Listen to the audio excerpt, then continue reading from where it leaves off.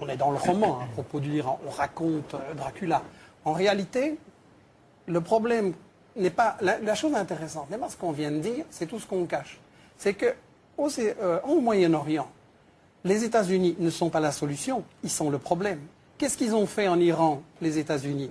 Il y avait un Premier ministre qui a démocratiquement dit un jour, 53, le pétrole, tout va dans les poches des multinationales, il faudrait quand même que ça profite un petit peu à mon peuple aussi. Qu'est-ce que les États-Unis ont fait? Coup d'État renversé. C'était Mossadegh. Voilà, c'était Mossadegh, exactement. Et à la place, on a installé la dictature militaire du Shah d'Iran. La police politique, la SAVAK, a torturé, emprisonné, assassiné des dizaines de milliers de gens. Ça, c'est la démocratie des États-Unis en Iran. Maintenant, on nous dit, oui, mais l'Iran a des armes de destruction massive. On nous a déjà fait le coup, on sait ce que ça vaut, mais on recommence. Parce qu'on n'a pas 36 prétextes. Donc l'Iran des armes pourrait développer l'arme nucléaire. Bien, mais Israël a 150 têtes nucléaires. Ça, c'est les bonnes bombes, peut-être. Donc l'Israël, qui est l'État le plus raciste au monde, qui a chassé les Palestiniens de leurs terres, qui viole toutes les résolutions des Nations Unies, l'Israël... Non mais qu'est-ce qui se passe en Iran aujourd'hui? Non mais enfin vous dites n'importe quoi. Est-ce que je vous ai interrompu? Vous expliquez qu'il y avait la SAVAK... Non mais enfin... Terminé Michel Collomb. On ne peut pas laisser passer des énormités pareilles. Mais vous avez dit des énormités, mais j'étais poli, j'ai laissé les spectateurs vous entendre. Oui. En essayant de m'interrompre, vous donnez l'impression que vous avez peur de ce que je vais dire. Laissez-moi aller jusqu'au bout. Je vous assure que je suis très calme là-dessus. Laissez-moi aller jusqu'au bout, alors, par politesse envers les spectateurs. Allez-y. Non, enfin, que la SAVAK n'existe plus, c'est quand même un peu énorme. Bafoue les résolutions de l'ONU depuis toujours, a chassé les Palestiniens de leurs terres. Ils ne s'en sortent que grâce au veto des États-Unis chaque fois, sinon c'est la condamnation internationale. Le problème ne va pas être résolu par les États-Unis et Israël, c'est eux le problème. On ne peut pas avoir une paix au Moyen-Orient tant qu'on a un État colonialiste qui place les Palestiniens dans des camps de concentration. Il n'y aura pas de paix sans la justice. C'est aussi simple que ça. Cancel. Pour un petit rappel, la situation de l'Iran et des bases américaines qui l'entourent, c'était dans le dessous des cartes, l'émission de Jean-Christophe Victor. Je vous invite justement à regarder la carte. Depuis novembre 2001, avec la traque des réseaux Al-Qaïda, le pays constate l'installation de facilités militaires américaines au Tadjikistan, au Kirghizistan et en Ouzbékistan. Elle complète au sud les bases américaines dans le Golfe.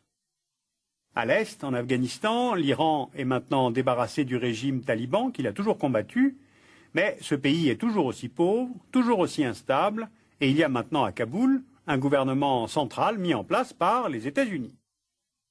Au sud-est, le Pakistan, également instable, est totalement écartelé entre les choix de politique extérieure du gouvernement, apparemment pro-américain, et les adhésions profondes de la société pakistanaise, musulmane et anti-américaine. Enfin, à l'ouest, évidemment, l'Irak. Avec la fin de la dictature de Saddam Hussein, le régime de Bagdad cesse d'être menaçant pour l'Iran. Mais s'installe à la place un régime, là aussi favorable aux intérêts américains, et qui permettra, à terme, la présence de bases militaires américaines. Donc notre carte le montre bien, l'Iran est encerclé par des pays désormais proches des intérêts américains. Herbert, vous vouliez ajouter quelque chose sur l'image de l'Iran encerclé par les bases américaines? En fait, c'est encerclé. Vous voyez la carte. Il y a deux armées, grandes armées américaines à la frontière. Et c'est Bush qui a menacé beaucoup de fois l'Iran. C'est en fait les États-Unis peuvent attaquer l'Iran. Il y a, comment dirais-je, une paranoïa de la part des Iraniens. Justement, paranoïa de la part des Iraniens qui ferait suite aux menaces nombreuses des Américains. On se souvient que les Américains avaient d'ores et déjà menacé l'Irak avant de l'envahir. On a entendu George Bush avant-hier, dans son discours de sortie, comme on les appelle, reconnaître une erreur. Ce serait d'avoir cru le renseignement en 2003. On va écouter tout de suite George Bush se confessant. The biggest regret of all the presidency has to have been the intelligence failure in Iraq. A lot of people put their reputations on the line and said, the weapons of mass destruction is a reason to remove Saddam Hussein. It wasn't just people in my administration, and that's not a do-over. But I wish the intelligence had been different, I guess. Vous y croyez, George Bush, victime du renseignement américain, vous qui avez été le chef de la CIA? Il ment, 100%. Parce que j'étais chef de renseignement de la CIA. Jusqu'en 1995, vous ne l'étiez plus... Il n'y a pas de renseignement. Ouais. Et il y a un type qui est venu en Jordanie qui a dit, c'est Saddam Hussein qui a détruit tous les armes nucléaires et tout. Il ment. Michel Collomb? Oui, Bush a menti effectivement avant la guerre, pendant la guerre et maintenant aussi. Il prétend qu'il a été trompé par les services de renseignement. En réalité, il y a toute une série de témoignages qui disent qu'ils ont obligé à déposer de faux rapports avec des chantages, avec des pressions, avec des déformations. Bush voulait cette guerre qui avait été décidée depuis longtemps pour contrôler le pétrole et il a obligé les services de renseignement à déposer de faux rapports. Donc, quand on dit que les États-Unis viennent au Moyen-Orient parce qu'on les invite, je ne sais pas si le régime saoudien ou le régime koweïtien a tellement d'indépendance qu'il pourrait décider, tiens, invitons les États-Unis. Soyons sérieux, c'est des marionnettes. Et donc, quand les États-Unis disent « invitez-nous », ben ça se passe. Le problème avec les États-Unis au Moyen-Orient, c'est qu'Israël sert de flic dans la région, sert de gendarme, parce que les États-Unis ont décidé que le pétrole, ça leur appartenait, que le pétrole du Moyen-Orient, ce n'est pas aux peuples arabes pour se développer, pour éliminer la pauvreté, c'est pour les multinationales comme Exxon, qui a fait l'an dernier seulement 40 milliards de dollars de bénéfices. C'est pas assez, donc il faut contrôler le pétrole partout dans le monde entier. Et si on me dit que non, c'est un problème différent au Moyen-Orient, il faut remarquer que les États-Unis veulent contrôler le pétrole partout dans le monde. Chavez, on a essayé de faire un coup d'État et de l'assassiner parce qu'il voulait aussi utiliser l'argent du pétrole pour éliminer la pauvreté. On a essayé le même coup avec Evo Morales en Bolivie. Maintenant, en Afrique, dès qu'on découvre du pétrole, après 5 minutes, les États-Unis sont là et disent « il nous faut une base militaire, on va envoyer la flotte, etc. » Le problème, c'est que les États-Unis ont décidé que le pétrole, ça leur appartient partout dans le monde et qu'ils veulent le contrôler partout.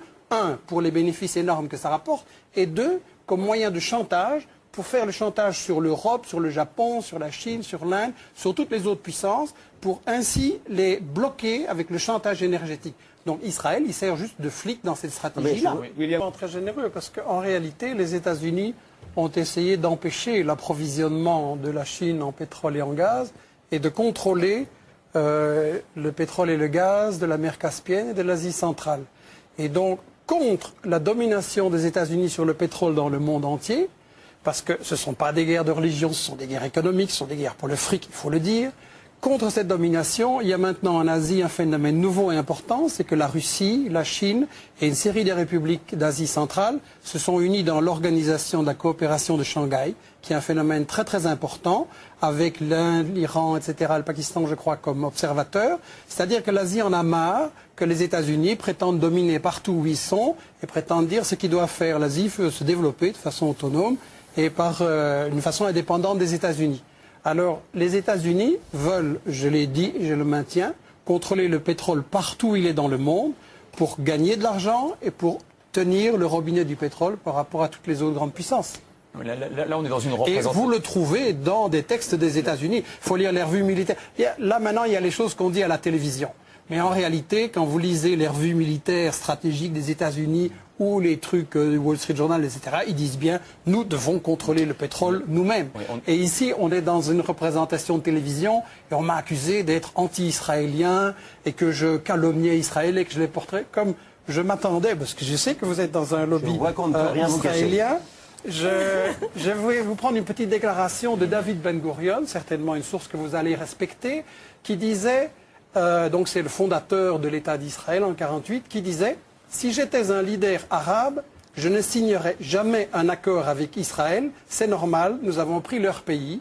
Ils ne voient qu'une seule chose, nous sommes venus et nous avons volé leurs terres. Pourquoi devraient-ils accepter cela ?» Ça, c'est la réalité de ce que pensent les dirigeants d'Israël. Et ici, on est juste dans un show pour la télévision.